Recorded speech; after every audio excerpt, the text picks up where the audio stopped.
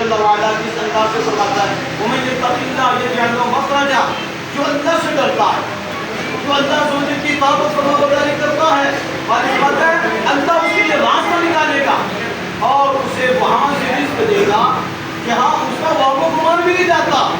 रब वादा फरमाए कि जो मेरा मुती हो जाए, मेरा फरमाबरदार हो जाए, रिज़्क़ की क्यों फिक्र कर रहा है, हम तो उसको वहाँ से रिज़्क़ देंगे जहाँ इसका वाक़ो गुमान नहीं जाता।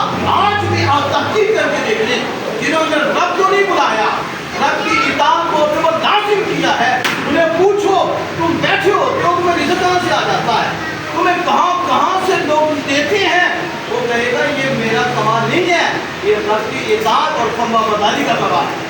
और अल्लाह का वादा है कि जो अल्लाह को याद रखता है फिर अल्लाह उसे नवाजता है, अल्लाह उस पर करम फरमाता है, उसका ज़ाहिर भी रोशन हो जाता है, उसका बातिन भी रोशन हो जाता है, उसके रिज़्क़ में बरकतें आ जाती हैं।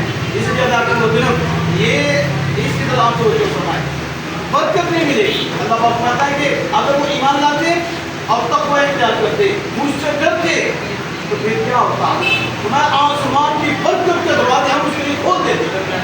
यही अल्लाह से जो डरता है, जो इताअत और फरमाबरदारी करता है, उसके लिए बरकतें आती हैं, उसके लिए करम आते हैं, उसके लिए फज़ल आते हैं।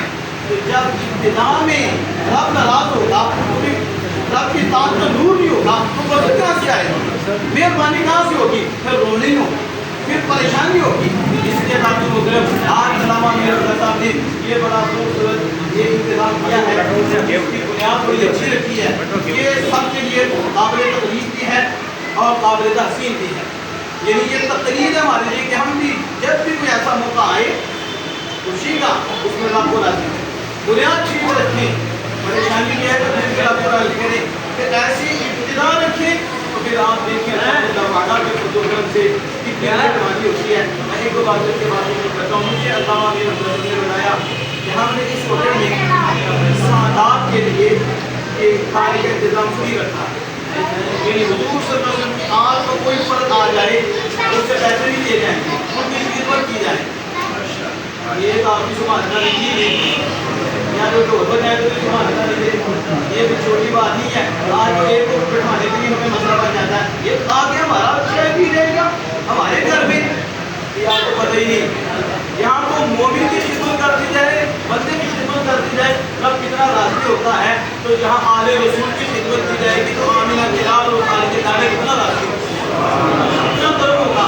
और इसके साथ साथ उलमाए किराम के लिए भी स्टोर रखा, ये उलमाए किराम जैसे जो आएंगे तलबा आती हैं, दीन के तालिब हैं, वो आएंगे तो उनकी भी इज्जत होगी, हौसला अफजाई भी होगी और 10% उन्हें भी डिस्काउंट दिया जाएगा, सिर्फ उनके लिए भी। ये सिर्फ इधर नहीं है, इनका जो कहते हैं इनका रोड में अब वहाँ भी ऐसे ही है कि उलमाए किराम की कदर करते हैं, उनकी इज्जत करते हैं, कभी वो आ जाए तो बड़ा इकराम भी करते हैं, तलबा का भी इकराम करते हैं, डिस्काउंट भी करते हैं। तो ये असल जो होती हैं कि इन्होंने अल्लाह उसके रसूल को सामने रखा है, उलमा के लिए भी इसलिए उलमा सरकेदाज हैं, और आले रसूल के लिए इसलिए कि वो भी हमारे सरकेदाज हैं। तो जब ऐसा कदम उठेगा तो अल्लाह अज़्ज़ व जल उस कदम को नीचे नहीं आने देगा, बल्कि ये तरक्की और बुलंदियाँ देता जाएगा।